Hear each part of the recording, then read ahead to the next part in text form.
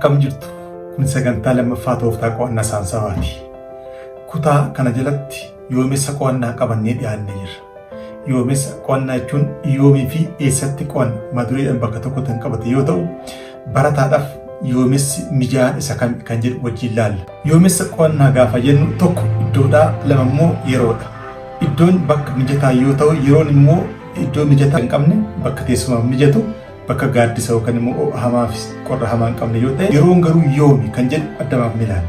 Yeroo baay'ee ganama qo'achuu wayya immoo halkan qo'achuu wayya gaafiin jedhu yaada lamatu jira. Barataan tokko ganama qo'achuu naa wayya, ganama gaafan qo'adhu barnoonni naaf galaa yookaan waan an qo'adhe sammuutti qabachuu hin danda'edha. Inni kan biraa immoo halkan qo'achuu naa wayya, halkan gaafan qo'adhu waan an qo'adhe sammuutti qabachuu hin danda'a jedha. Kanaafuu yoomessi qo'annaan inni mijataan isa kami kan jedhu wajjin ilaallaa hordofa. Egaa yoomessa qo'annaa inni mijataan kami kan jedhu deebii kana deebisuu keenya dura adeemsa sammuun keenya waa itti baratu. Akkamidha sammuun keenya haala akkamii filataa waan akka filatu kan ilaalla. Yeroo baay'ee ganama sammuun keenya humna qabeessa ta'ee ka'a. Yookaan namni halkan rafee bulee ganama gaafa lafaa ka'u sammuun isaa humna qabeessadha. Waan dubbisan yaadachuudhaaf ganama humni sammuu keenyaa guddaadha. Kanaafuu barataan tokko waan dubbise qabachuudhaaf ganamni yeroo murteessaa ta'uu danda'a. Inni kan biraa manneen barumsaa baay'een sagantaa barnootaa kan baasan ganamarra. Sababni isaa dammaqqiin sammuu barattootaa yookaan barattoonni waan baratan sirriitti qabachuudhaaf yeroo mijataan yoomidha ganama waan ta'eef jechuudha. Karaa biraatiin immoo waaree booda dammaqii sammuu nama adeemsa akka bu'aa dhufee leensi jiramaa deemaa ooluu danda'a. Haalli tokko waan jiramuu fi dammaqiin sammuu namaa akkam ta'a gadi bu'aa dhufa. Dammaqiin sammuu namaa gadi dhufe jechuun xiyyeeffannaan namni sun qabu gadi bu'a jechuudha. Kanaaf barattoonni waaree booda qo'atanii fi barattoonni ganama qo'atan wal qixxaachuu hin danda'an jechuudha. Kana jechuun barataan ganama yoo qo'atu sammuun isaa dammaqa waan ta'eef waan qo'atan qabachuu danda'a. Waaree booda garuu xiyyeeffannoo sammuu barataa gadi bu'aa ta'a. Karaa biraatiin immoo namoonni tokko halkan qo'achuu jaalatu. Kunis namoonni hojiilee waa barreessuu barbaadan keessa deebii barnoota barbaadan akkasumas immoo hojii kalaqaa hojjechuu barbaadan galgalli filatamaadha. Sababni isaa sa'aatii galgala irratti yeroo wajji tasgabbaa'u halkan namoonni qo'atanis jiru. Yeroo qo'annaa inni gaariin kami kan jedhu deebii kana jennee murteessuu yoo baannes garuu yoo ganama gaafa qo'atan faayidaa baay'een argamuu danda'a. Akkuma jalqaba jenne ganama sammuun namaa dammaqiinsa waan qabuuf waan qo'atan sirriitti qabachuu danda'u. Karaa biraatiin qabxiilee qo'atan yaadachuudhaaf ganama qo'achuun baay'ee gaariidha. Karaa biraatiin ammallee sammuun nama humna waan qabuuf daqiiqaa baay'ee yeroo dheeraa qo'achuun hin danda'amu.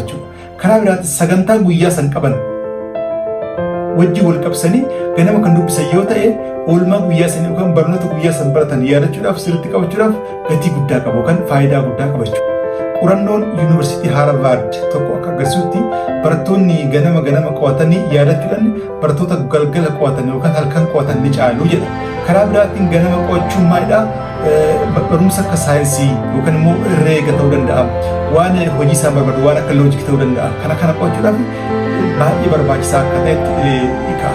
Karaa biraatiin namni barumsa qo'atu wal bira qabee yookaan barumsa qo'atu irratti hundaa'ee yeroo qo'annaa gargar gochuu danda'a. Fakkeenyaaf waa barreessuu barbaadu, waa kalaquu barbaadu, waa yaadachuu barbaadu halkan qo'achuu danda'a.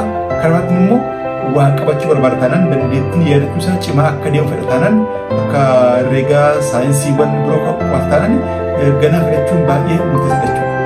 Karaa biraatiin halkan qo'ata gaafa ta'e barataan tokko hirriiba soorata kan qo'atu yoo ta'e ciisee waan dubbisan carraa deddeebisee yaadu qaba waan ta'eef kunis gaarii itti dandeenya.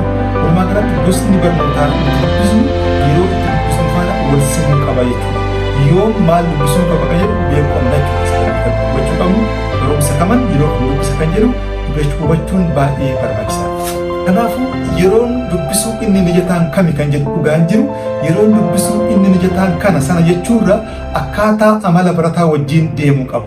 Barataan tokko yeroo isaaf mijatu adda baasee beekuu qaba, yeroo isaaf hin mijanne immoo adda baasee beekuu qaba. Kanaaf yeroo mijataan kami kan jedhu amala barataa gubbaatti hundaa'uu dandeenya. Si'iif yeroo qo'annaa mijataan isa kamidha? Yeroo mijataan amala kee faana deemu kam akka ta'e adda baasuudhaaf tooftaa 3 fayyadamuu qabdu. Tokkoffaa torban tokko ganama dubbisuu, torban lammaffaa immoo galgala dubbisuu. Sana booda yeroo kam waa hubachuu dandeesse. Ganama yeroo dubbiste immoo halkan yeroo dubbiste sirriitti qabachuu dandeesse. Karaa biraatiin immoo ganamaa fi galgalas kolfaan dubbisuudhaan ilaalaa deemu. Tokko ganama guyyaa biraa immoo galgala dubbisuudhaan ilaalu. Inni kan biraa yommuu dubbistu miira sitti dhaga'amaa deemu barreessaa deemu. Yeroo kam yoo dubbistu sitti tola, yeroo kam yoo dubbistu immoo siif hin mijanne. Kan adda baasaa gaafa deemu ta'e guyyoota 3 keessatti yookaan yeroo dubbisuu kam akka filattu beekuu dandeessa. Yookaan dubbisaa yoomessi dubbisaa kamtu siif mijataa akka ta'e beekuu dandeessa jechuudha. Dabalataatti yeroo kam dubbisuun akka siif mijatu adda baasuudhaaf guyyoota 3 dhufan kana osoo akkas gootee gaariidha. Tokkoffaa ganama dubbistaa, waaree booda dubbistaa, halkan dubbista. Guyyoota kana waa sitti dhaga'ame yeroo dubbistu kana waa sitti dhaga'ame hin barreessitaa. Inni kan biraa guyyaa 3 akkas erga gootee booda guyyaa 3 wal faana ganama waaree booda halkan erga dubbistee booda galmeessaa deemta. Yeroo kam yoo dubbistu akkasitti tolu, yeroo kam yoo dubbistu sammuun kee akka waa qabachuu danda'u, yeroo kam yoo dubbiste barumsa waan dubbistuun akkasii galu adda baasaa gaafa deemte guyyaa 3 booda ati yoomessa dubbisuu kam akka filattu yookaan yoomessi dubbisuu kamtu akkasii mijatu adda baasuu dandeessa jechuudha. Akka waliigalaatti barumsa har'aa keessatti kan laallu yoomessa qo'annaa kan jedhu. Yoomessi qo'annaa si faana deemu beekuudhaaf guyyoota 3 tokko fudhattee sa'aatii garaagaraa dubbistee sa'aatii kamtu akkasii mijate adda baastee galmeeffachuu. Karaa biraatiin immoo yeroo hundumaa yeroo qo'attu fakkeenyaaf ganamaan dubbisuu qabdu, halkan maal dubbisuu qabdu adda baastee beeku. Kana godhaa kan deemtu yoo ta'e aadaan dubbisuu keetii cimaa deema, dandeettii yaadachuu keetii illee ol kaa'ee jechuudha. Waan nama dhageessisitti tole yoo ta'e hiriyaa keetiif qoodi. Like, share godhi. Galatoomne.